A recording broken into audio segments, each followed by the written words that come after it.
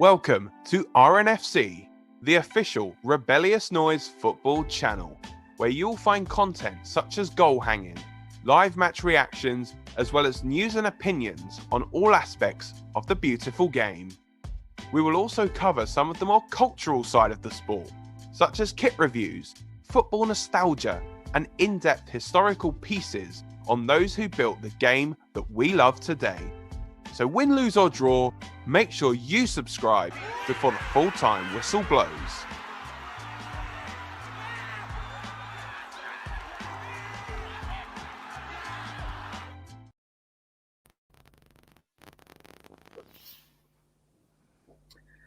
I don't want to say it's coming home, but it might be. Again, I'm going to keep saying it might be, boys. It is. Until Lucas, calm down. Until the day comes, we can't say for sure. But yeah, it's looking good. It's looking good. I'm Scott here for the Rebellious Noise Football Channel. I'm joined by Dan. What's up? And joined by Lucas. Hi guys. And Dan is in a special location. Dan, do you want to tell us all about what's going on in your life right now?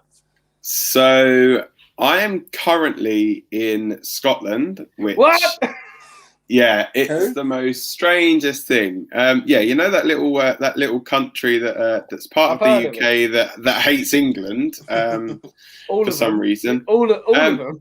Yeah, and it was quite a fun experience actually, sitting in a bar with a bunch of drunk Scottish people cheering on the Ukraine, who surprisingly went very quiet about 3 minutes into this game. Tried to boo the national anthem, but obviously my singing drowned that out a bit. Then, yeah, England scored. They shut up.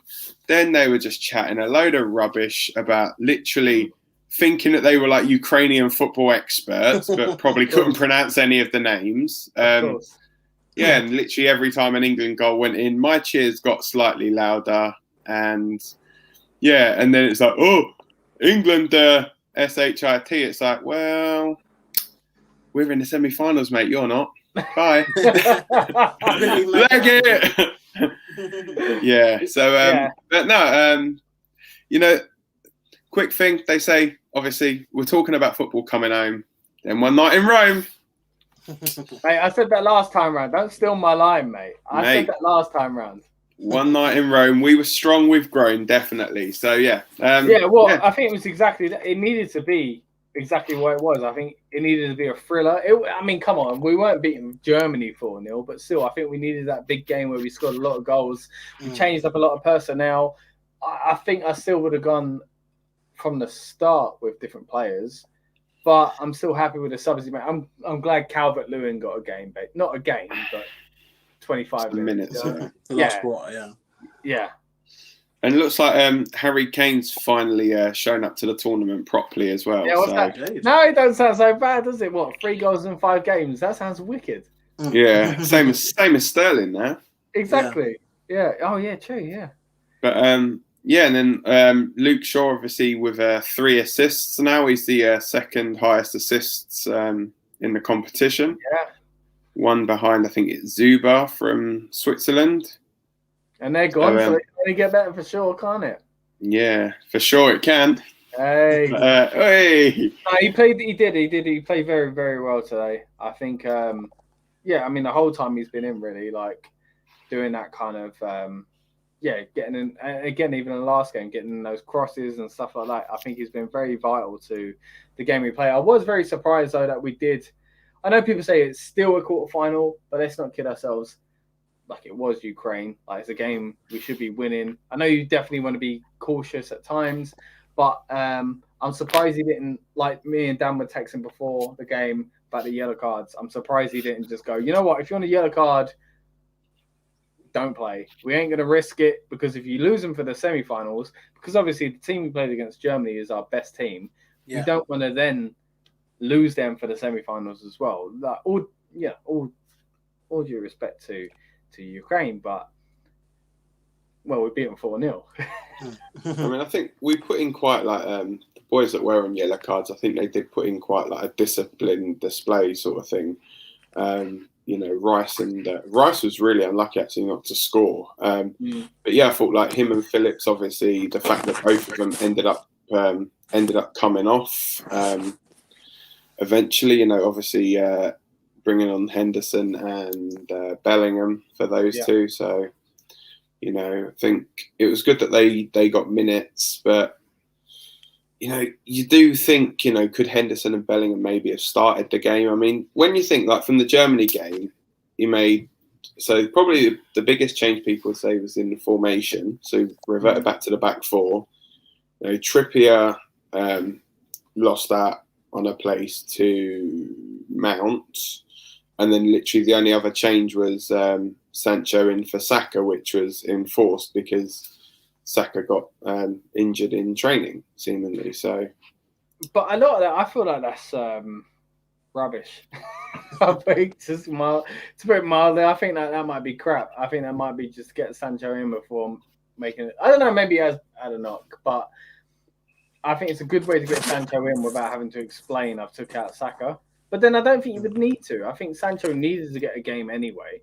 And like I said, even Calvert-Lewin getting, 15, 20 minutes to the end as well. I think these are things that needed to happen. We didn't need to play our first team, did we? Like, we were always, maybe it's hindsight, we were always going to make it through, weren't we? Yeah. Yeah. I just felt very much so that we needed to do it within the 90 minutes. Which obviously we didn't. We more than did it obviously in that time. But obviously Ukraine, I have to get that right. It's Ukraine. They're not like that's the name of their country, just Ukraine. But what is that the thing? But I don't know. It feels natural. Everybody else says it. It's like the Netherlands. Like saying the England or the Wales. No, but I don't think it is. Is it not the Netherlands as well? The Netherlands. Well, we're technically the United, on our passports. It says the United Kingdom of Great Britain and Northern Ireland. Yeah, but because you're talking about something that's more than one. It's just basically English. Like, the United makes sense. The England makes sense. There's more than one person in Ukraine. Yeah, and the Netherlands. We call it the Netherlands. But that's not the name of their country. Their country's called the country. No, it's not. But anyway, we're not here to debate geography. Anyway, are you sure? Ukraine, like, obviously, the thing is, there was a long period, obviously. We looked basically, for 3 minutes, the first goal. Then, obviously, 3 minutes after half time, the second goal. So there was almost 45 minutes, basically. And I mean, that period, actually, after injury time, basically, at the end of the first half, was quite long. It did drag. So there was quite a period, obviously, where Ukraine, if they wanted to equalise, they could have done so. And that was the thing is with this team in England. I think we've never really been tested if we're on the back foot because we're not conceding goals. This is the thing. Like it's a case of we're not conceding goals. So our tactic has been to score one goal, obviously a couple in Germany, and now this just like an amazing display. Which I think we needed in this game as well. We needed that one game where we're just like, oh look, it's not always 1-0. 2-0. Yeah. Yeah, and I just feel like, I mean, you could say easier opponent. I know that's what's going to happen. When it was Germany, we beat Germany. Everyone's, you're not going to beat Germany. We beat Germany. Oh, it's not the same Germany as the old Germany. You know what I mean? And then, don't take Ukraine too lightly. Don't look too far in front of you. Don't look at the final. And then we beat Ukraine. Oh, it was just Ukraine. That's what's going to happen every single stage from this point on, and we'll get to Denmark in the semi-finals later. But, that's just what's going to be the case, I think. The way that people are going to look at England, even England fans, those are going to be just pessimistic for the sake of it. But I think we did very well today. Like I said, we got the goal within, what was it, 3 minutes? 3.5 minutes. Yeah, it was good. Yeah, and then it did die down, and then obviously, straight into the second half goal. That's what you like to see. And then not long after that, we got the third and then the fourth. I think a big point there today was Jordan Henderson getting his goal as well. His first ever England goal. I mean, you could see what that actually meant to him as well. I mean, the thing is, you know it's embarrassing and you know that it's an actual rout of a performance when even Jordan Henderson can get on the score sheet. So He's I think never it's. going to live this down, is he? That penalty miss. I think they said though, and the thing that made me laugh as well was he actually did a post match interview where he's like, "Oh yeah, goal scoring is not really my thing.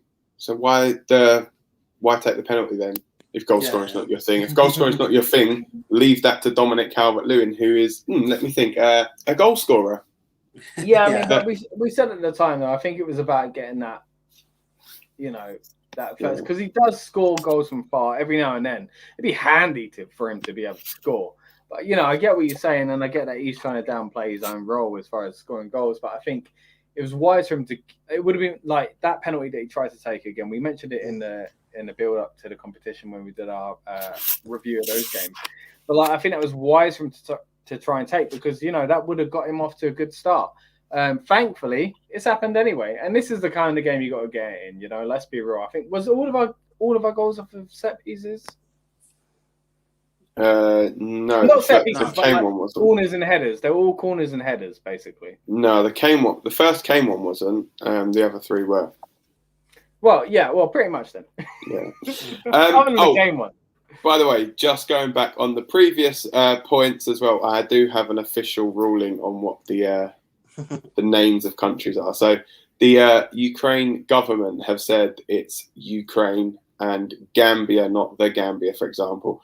Whereas with Netherlands, their Dutch government and Dutch law are silent on this issue, but they say that it's mainly so the way that it's spoken in English, it said it would be basically sound stupid for English people to say I'm going to Netherlands next week, whereas they'll say I'm going to the Netherlands next week. Yeah, they say with Netherlands there's no right or wrong, but with Ukraine it is Ukraine, not the Ukraine. I think the Netherlands having an S on the end of it too, you'd say someone, past me, the oh yeah, I get what you're saying. Yeah. I think literally you should just take Metallica's stance on it. We're off to Netherlands. It's just the whole thing. I mean, you know what? This is a whole conversation for another time. But the fact that you have different names of different countries in your countries, I think it's pathetic. Like, we're not Angleterre. We're not Inglaterra. We're England, right? And they're not Spain. They're España. We should do that. It's not Mexico, it's Mexico. That's the way the whole world should say. It's like names. Names aren't you don't go in different countries. Your name is a different way. Well, it shouldn't be anyway. So yeah, that's always annoyed me, that there are different ways to say different countries in different languages. Just give us the name. But then that's like saying that there's different ways of saying different items, like saying mobile phone or saying. Yeah, but that's different. The country's different. It's a name.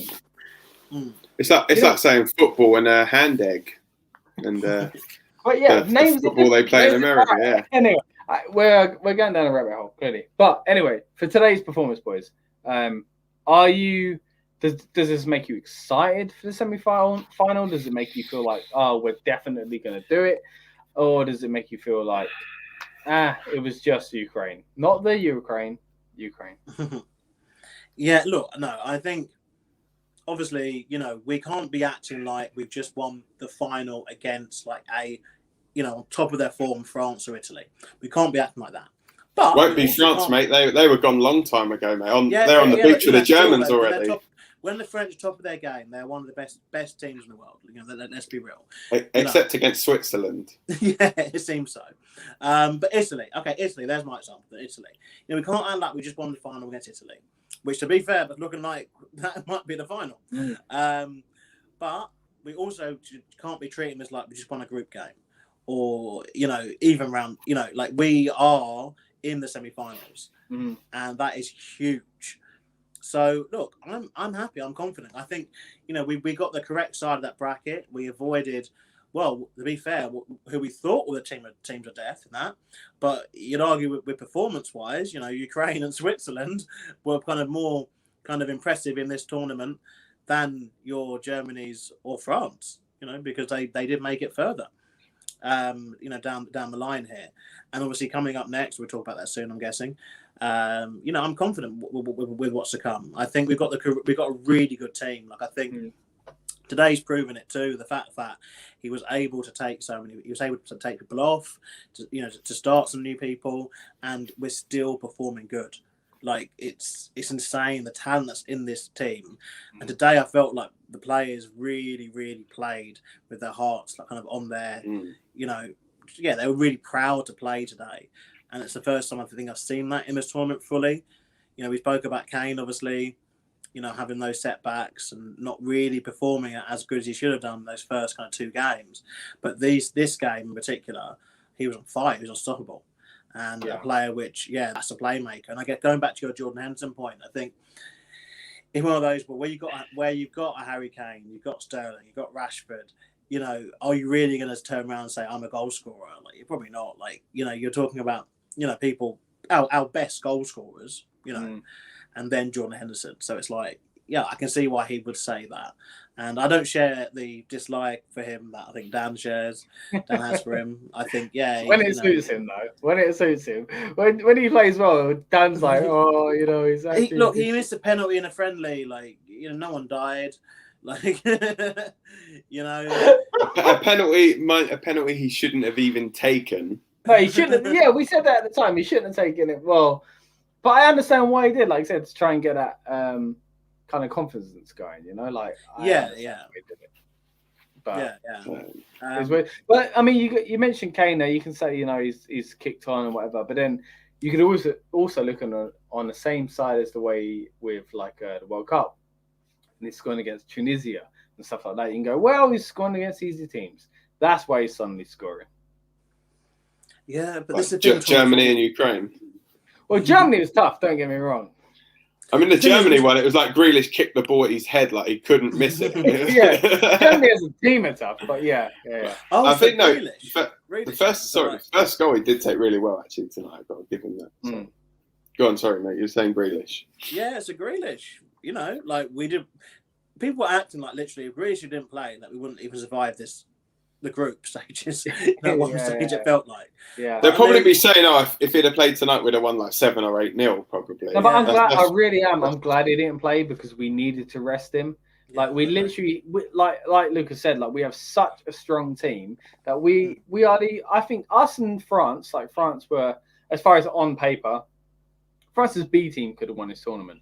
But the fact is, their A team's been knocked out, right? So, and we've got a team that is so strong that if we played our B team, people wouldn't go, that's their B team. Like our B team is literally, because of the way we played so far, Jadon Sancho's on our B team.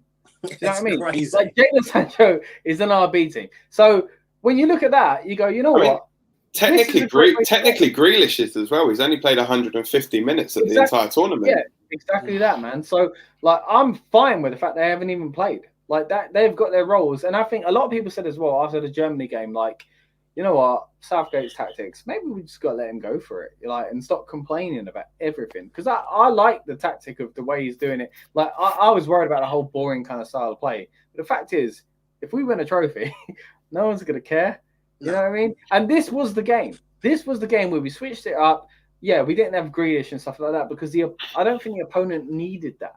You could say, oh, we need the attacking play. But we did that attacking style with sort of the same team we've had already, but changed a few of them up, gave a few people more minutes that needed it. And then what? We won 4-0. Because, again, like, I don't want to be rude to Ukraine, but it's a fact. They're not as, you know, their quality isn't there as much as it is for Germany. So this was the game to do that. And I'm so glad the way the tactics worked out, that we just switched some things up. We tried some new players. We took some players off early, like Kane, and we gave some people some minutes. We gave some people some rest, and it still worked out. And we got the 4-0. We've got the kind of momentum to go into the next game and be like, we've just won the game 4-0. Whoever we face, we've just won 4-0. And that's what I'm happy with about today's performance. Because, again, I felt like we'd always beat them. Don't get me wrong. But this is exactly how I wanted to beat them, if it makes sense. I think as well, especially being the only game that we're going to play away from Wembley as well. I think that's where there could have been like a potential like banana skin for this game sort of thing where, you know, we could have sort of slipped up the fact of, you know, and what's interesting as well is I heard a stat earlier that all 4 of the semi-finalists played all of their group games at home, basically. Really? So, yeah.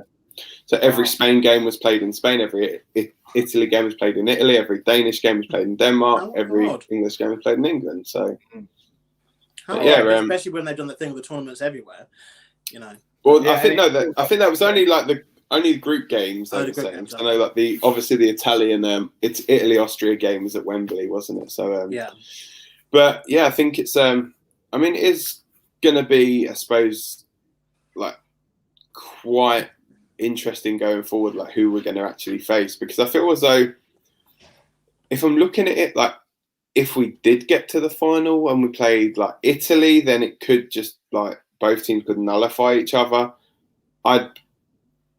It sounds strange. I'd feel confident against Spain if we got through, but yeah, it feels weird saying that. So, I mean, because but we know what Spain used to be. That's why it feels weird saying that, you know. But then, I mean, looking at from tonight, like they showed before the game, they were showing like some highlights that we don't necessarily see when we're watching the game. And it showed like the importance of like Rice and Phillips as well. So like I know a lot of people have said about it's really like defensive tactics, but it's showing like when especially like on the left when Luke Shaw bombs on, it shows Declan Rice. The reason we don't see him much is because he literally is filling in at left back for Luke Shaw, or when like Kyle Walker's bombing on sort of thing. Then Calvin Phillips will just drop in over at right back, and you know, that's showing what quality players we've got. And it just shows, you know, those players are there for a reason. They're there to do a job. You know, your players like your Sterlings and your Sanchos, they're not there to be going back and helping out. They're there to go forward, get the ball in the box, you know, create chances. Whereas the defensive guys are there to literally support, whether it's Maguire and Stones at the back, fill in those gaps where we need to. And let the other attacking players just flow and do what they need to do. And, you know, so far it's showing that it's worked. You know, we've got to a semi-final of a major tournament, second tournament in a row. You know, and obviously the furthest we've got in a Euro since Euro 96. So 25 years on from that. So exactly that. Well, I think that's a good time to start talking about the semi-final then, right? So let's look ahead. Obviously, it's going to be England versus Denmark. I'll be honest, boys, it's not the matchup I wanted, because I think Denmark is everyone's second team after what happened at the beginning of the tournament. I think we're all secretly rooting for Denmark as well. I don't want to be the team that everybody's going against and saying like, oh, they've ruined the party, they've ruined the fairy tale. You know, I don't want to be that team. But at the same time, hey, I'm English. I love England. I want England to do well. So, of course, at this very moment in time, I want to be that team. But I didn't want the draw to work out this way. I just thought, you know, I wish there was on the other side. If we went out, I'd carry on supporting them. But, hey, it is the way it is. But not only that, it's not just about being the bad guy or anything like that. Because everyone's kind of like supporting Denmark through, you know, they've had an amazing story after a difficult start. And we spoke about it on this channel if you want to go back and watch our kind of reviews of the other games as well. It's been a very, very, very, very tough start and an emotional tournament for them. But then on top of that, it's not just that. They're a decent side. They got a very good spine and some really, really good players who have really come into themselves in this tournament as well. So it's going to be a tough one. What are you guys thinking about the semi-finals? Yeah. Yeah, look, no, I think to be fair, like if we had played Denmark, obviously just after, which was the unfortunate incident that obviously happened with Eriksen, I think that that would be kind of when it would be tougher to kind of take, force a defeat, that way. But I think we are much further through at present, from that. Yeah, it is the team. It's annoying because I guess like if it was the other side of the bracket, like we could obviously be facing Italy in this game. As a semi-final, which I think is quite terrifying. So it's a bit like, out of those two teams. Yeah, of course. I also wouldn't have fancied our chances against Belgium as much, to be fair. So, yeah, like I think ultimately this is possibly the best case scenario, but it's not one to take lightly. I think you're definitely right on that, Scott. I think we are facing a Danish side that are just very, very strong. They do play a lot of good attacking play. So we're not facing a team that aren't going to be afraid to score goals. So that's obviously, and as our again, we've got to remember our clean sheet is still intact. I do think that's very important for us. You know, I do feel that even if we do scrape like a 2-1 or like a 3-2, that kind of thing, you know, with Denmark, I think it's so important to keep that clean sheet. The same thing tonight. Like I felt like Ukraine, like towards the end, you know, it's very hard. You know, again, none of us have been in that scenario as either a player or a manager or anyone kind of upper. But you know, when your team is losing 4-0, you know, or 3-0, then 4-0, you know, and you have to keep, you know, sending players forward, giving chances, knowing that even if you get one, you're still three to go pretty much. And Ukraine did that quite well, to be fair, towards the end. But you know, it's a case of like, you know, I just feel with us, if we had, even in this game, if we had won it just like 4-1, it's just that, you know, needing that clean sheet, I think is so important. I think that's a great point. Like, we still didn't give away the consolation goal. Like, we haven't given that away. Even at 4-0, we're like, no, not even a consolation goal. You're not getting it. And that you're right, that could have easily happened in the last 5, 10, 15 minutes. And it didn't. And I think that going into the semi-finals against, no matter who we face, like I said, Belgium, Italy would have been hard. And I am worried about Denmark's spine and, again, the kind of route they've kind of had, because everyone's behind them, myself included, if they weren't facing England. But you're right. Like, it's important. We've had a clean sheet. You know, it's been very important. Dan, what do you think of as far as our defence goes against Denmark? Yeah, I mean, I think we've defended like really well actually as a unit. You know, 5 clean sheets. I think they were saying that no one's ever done that at Euros before, 5 consecutive clean sheets. So, you know, considering the tournament, I think only used to be 6 games long, that would have been pretty much getting into a final. So obviously the extra round nowadays means that you could potentially keep 7. But, you know, I mean, I'll be honest with you, like I wasn't the biggest Jordan Pickford fan. Like, whenever he's played for Everton, I've always thought it was a bit shaky, but it just seems like now he's got that little bit more quality in front of him with an England defence. I just feel as though he seems like he comes into his own seemingly in an England shirt, whereas I feel as though when he plays for Everton, he's got mistakes in him, whereas for England, it seems like he's more I wouldn't say necessarily that he's more proud to play for the England badge, but it just seems like he pulls out his biggest performances for tournament football. You know, I can't recall a time where he's really let England down at all. And, you know, I feel as though whichever way we're going with like the defence, it looks like he's going to go now probably with Stones and Maguire as centre halves throughout the tournament, like throughout the rest of it now. Obviously, Mings was unlucky not to keep his place after, you know, he had a decent start. And but even then against Ukraine, being like, you know, I don't want to say an easier game. What is an easier game? That's when you could have played Mings again. Or even bringing Connor Cody or Ben White, you know. It's like, you know, they're obviously players that, you know, that haven't even got, well, many minutes at this tournament yet. But no, I feel as though, you know, we've got as good a chance as anything with the Danes as well, as you've said. I think that everyone's like second team, and you know, if we do have to, sometimes though, there's no room for niceness in football. You know, you have to be a bit. Someone's got to be the bad guy. The thing is, you've got to be ruthless. You know, sure, Marcus Rick May 24. It's like check out wrestling. You're a wrestling fan. Yeah, it's like, I'm sorry, I love you, but I'm going to put this penalty in the top corner now. But no, I think, I mean, I do think as though, you know, we did get the kind of easier side of the draw. I know we were talking before about, if we won the group, then we get a harder round of 16 game. But it seems like probably worked out better for us. Yeah, it did actually, because if we'd have finished second. I mean, you look at the team that finished second in our group was it Croatia? Yeah. Yeah, Croatia. So we would have been on that side of it with Spain, and then got Czech Republic, but it could have been France. Yeah. Well, Spain, or it would have been was it them?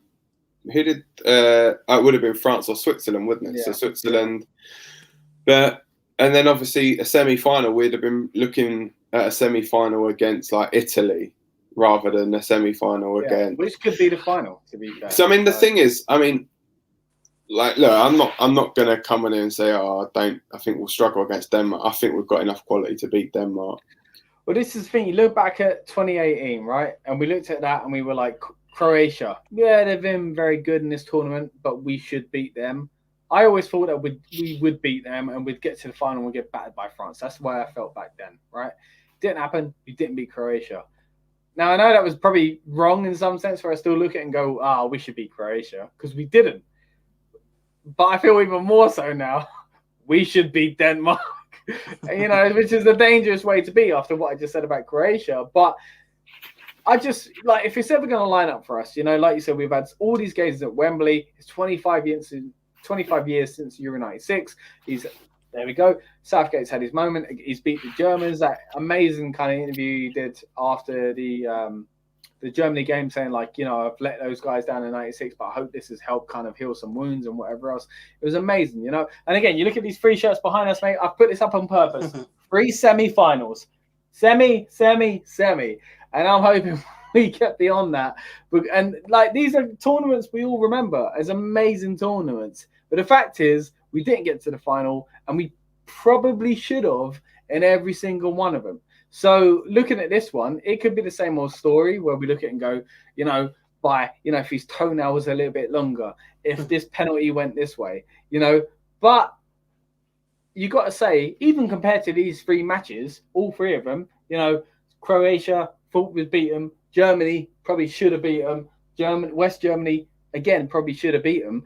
You look at this one, Denmark, it's a better chance than all 3 of them put together, surely. I think the best thing we need to do, win the game in 90 minutes, because every one of those...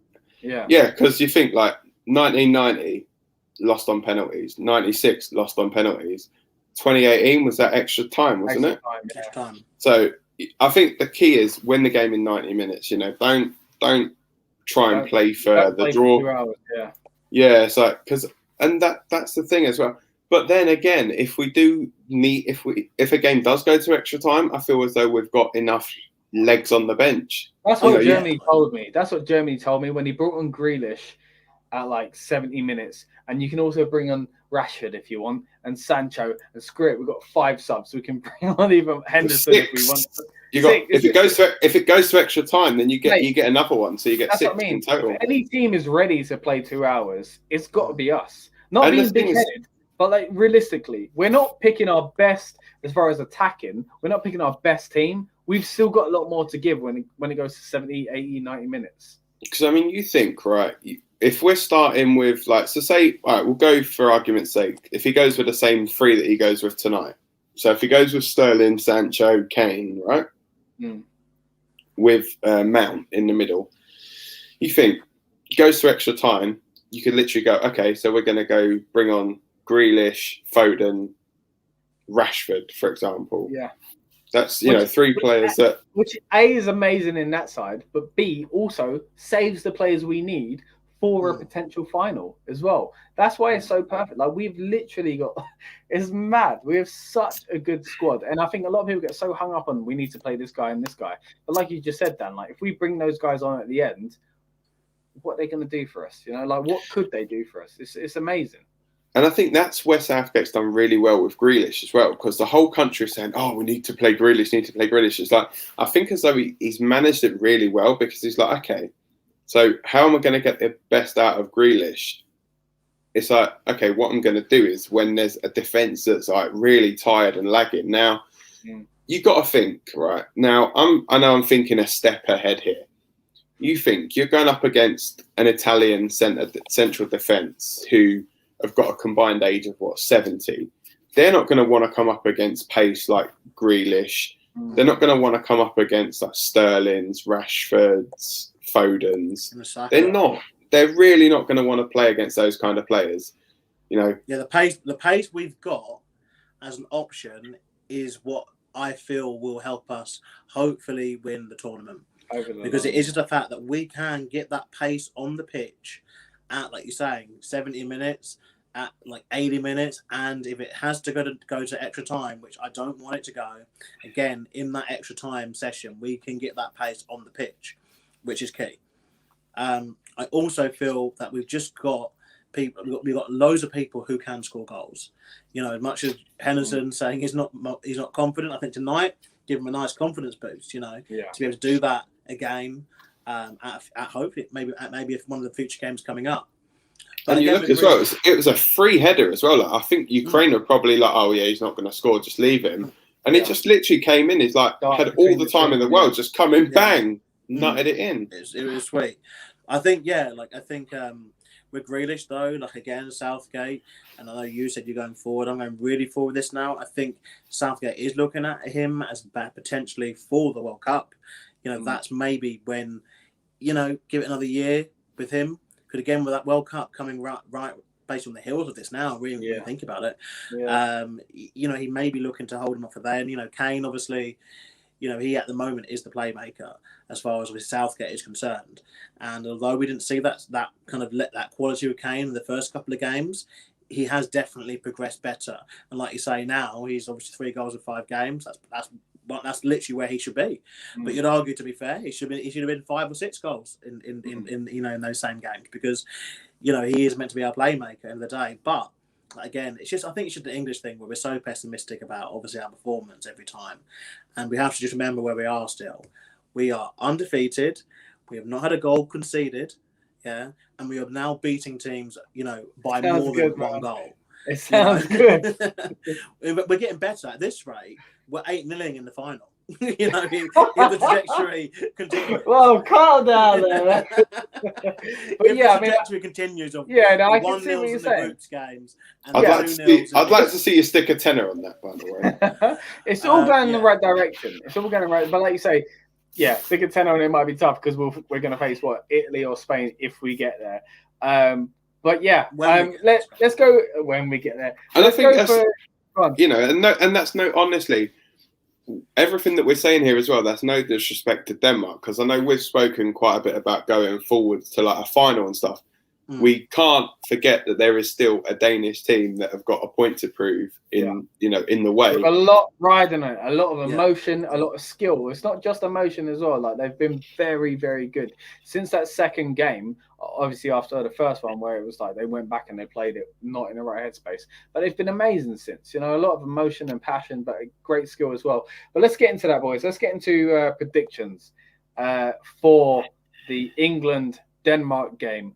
I'll go first, and I'm going to say 2-0 because I'm a little bit scared of Denmark, and I think most times I'd say 2-1. Because of the fact we haven't conceded a single goal, and you put up Denmark, I think, you know what? No, we can hold off again.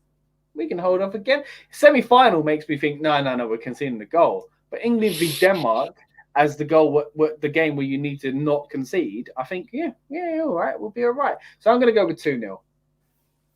I think you're on the right lines there, mate. I think, 2-0. Probably. I'm not sure about, because the thing is, you've got to think the Danish centre-backs, they're massive, like skyscrapers of blokes as well. And, I don't know. Michael's not bad either. No, he's not. I'm obviously just watching the highlights I've got in the background from tonight. We scored 3 headers. I think if we're getting balls in the box again, I think the pace could help us out in this game. But I feel as though we've got enough to kind of win the game 2-0. Basically, I feel as though we've got enough. It sounds horrible, but Eriksen would probably have been the only Danish player really that would have been like, he can actually unlock this defense. But then again, like Dolberg has been really good. Like they've got they've got some good players up front. Like Poulsen's been playing well. Braithwaite's played quite well. But you remember how well we've played in defence. So you're right. Yeah, and this is the thing as well. Pickford seems like he's having the tournament of his life as well. But I think Denmark have been conceding quite a few goals. As good as they've been going forward, they've also been quite bad going the other way sometimes. Right. And I think they could get exploited there. And I think 2-0 is probably about right. I wouldn't be surprised to see like a Kane Sterling. Like the Kane Sterling show again. the one thing I hope though is, I'm hoping if we can at least get a goal early-ish in the first half, then just kind of settle our nerves a little bit. I don't want it to get to like like the Germany game, 75 minutes, and we're like, what's the going Ukraine on? Game was actually 4 minutes in. It was like, oh, this is nice. It was so much nicer and so much more relaxing having to watch that with a bunch of Scottish people with them completely silent after 3 minutes. So yeah, I bet. What about you, Lucas, mate? What are you thinking for the prediction? I don't want to, this would obviously be the show where we agree, but I'm thinking, I don't think we, I would love to see a 3-0 or another 4, to be fair, but I don't think, I think Denmark are a much stronger team than Ukraine. Yeah. And I feel that just keeping the clean sheet will be important here. And I guess, weighing that up with obviously the strong attacking play that Denmark have shown, it is a case of we will have to defend that clean sheet quite a lot. So time doing that will mean that there might not be time for those extra goals. But, I wouldn't be opposed to them at this point, Keep knocking them in if you want to. And I think Kane now, he's going to be hungry. He's going to be hungry now. Now he's in that score sheet. Now he's in the 3-goal club. In the tournament, I think, he'd be hungry for a couple. So, it could work that way too, where Kane gets a couple, maybe Sterling gets a couple, and again, like we said with this team, we still got Grealish. Henderson now, again, I know Dan hates him, but, he's able to score goals. He's able to score goals, and that's obviously with with Phillips as well and Foden. All right, goal singular, not plural. He's able to score a goal. He gets a winning goal in the final, mate. You won't be saying that then. You still hate him. I'd still hate him, but I'd be like, oh, you know what? Yeah, it was all about the cross, or it was all about the assist. Of course. Long lost family, or like the ancestry tree thing, and find out that secretly Henderson is like Italian, like 164th Italian, and so we hate him still. They don't find any excuse. Yeah. The ball just whacked off his head. Pretty much like the Harry Kane one did the other night. So true, yeah. Okay, so 2-0 for all of us then. It's quite interesting. Okay, so beyond the semi-finals, let's say we get through it. We've all just said it will. It's either going to be Italy or Spain, right? At this point, we won't spend too much time on it because obviously we preview that if we do get through this next round properly, we'll preview it again. But at this very moment in time, who do you think we are facing, and do you think we'll beat them? For me, I think we're facing Italy. I think Italy will beat Spain. I think we're losing penalties. Italy would beat them in 90 minutes. Okay. And Lucas? Italy beat them extra time. Oh, we got all the favours for Italy. Not quite so much for Spain. Spain could do it, but Spain have been a bit ropey the last two games. I think the Italy-Spain game, though, is going to be a beautiful display of football. I can't wait to watch it. I really can't.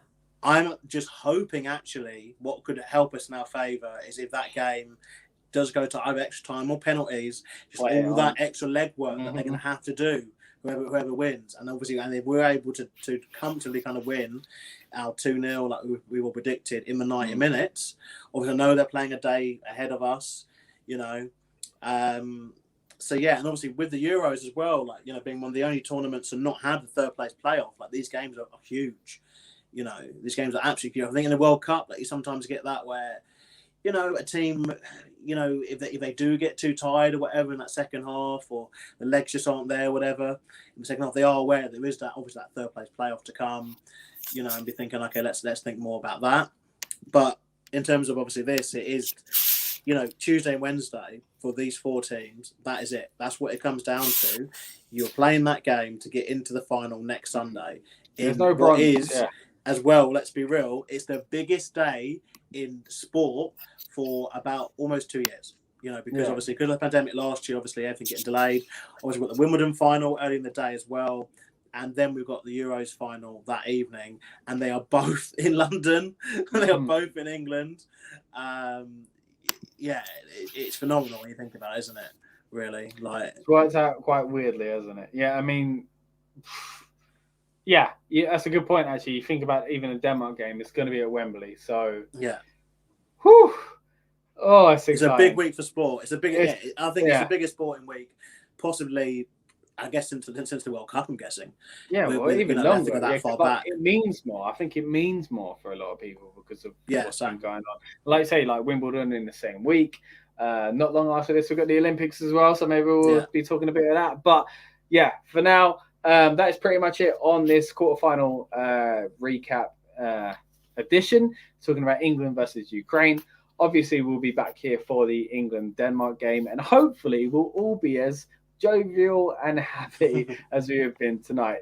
I've been Scott. Hopefully, I can actually get home properly because I get home on the day. Scott to let you. Okay, so you're not gonna be in Scotland for the game. You're getting home in England. I'll get home. I'll be in England for the game, but I'm literally the time that I will be travelling back. I'll be travelling back pretty much like while people are trying to get to the game, so it's going to be a bit of a nightmare for me. So there's a chance you'll miss the first half, or no, I'll definitely be able to watch the game, but it's just like it might land in this beautiful country, put your phone on, boom, you've got it. Is that what's going on? No, I'll be home for the game. You'll be home. Okay, you'll be home. No, right, but what I'm saying is, it's coming home. I'm coming home. I'm more excited about one of those compared to the other day. It'll be more a case of like me getting home. I have to travel on the same line that goes to Wembley, so you'll be all right. It'll be exciting. People will be singing. You'll be going, it's fun. I'm going home. Yeah. You're like, just let me get home. Well, yeah, it should be good. I'm looking forward to it. Hopefully we're going to win. Like I said, we'll be right back here on this channel talking about it regardless. And then even if we don't make it to the final, let's be fair, boys, we've got to talk about the final, whoever makes it anyway. So, but hopefully it will be England. So please subscribe if you're new here. Check out more of our football content on this channel and more of our Rebellious Noise channels. We've got a lot more going on as well. Lucas made a ton of money for shelter. So check that out as well. We'll put the link in our description and on Facebook, where he's been doing all these little cycle things to all the London stadiums to raise some money for shelter as well, because we all care about that kind of stuff, and so should you. So check that out. Donate if you haven't already, but check out the videos. They're a lot of fun as well. A lot of cool facts about each of the clubs that he's gone to, and that's pretty much it. Football's coming home, maybe, sort of. We'll see. Dan, you're very risky doing that in Scotland. I'll give you that. You got a lot of cojones for that. But yeah, we will see you in the next game. If Dan shows up with black eyes in the next stream, you know why. But that's it. It's coming home, boys. We'll see you soon. Ta-ra for now. Ta-ra. Welcome to RNFC, the official Rebellious Noise Football Channel, where you'll find content such as goal hanging, live match reactions, as well as news and opinions on all aspects of the beautiful game. We will also cover some of the more cultural side of the sport, such as kit reviews, football nostalgia, and in-depth historical pieces on those who built the game that we love today. So win, lose or draw, make sure you subscribe before the full-time whistle blows.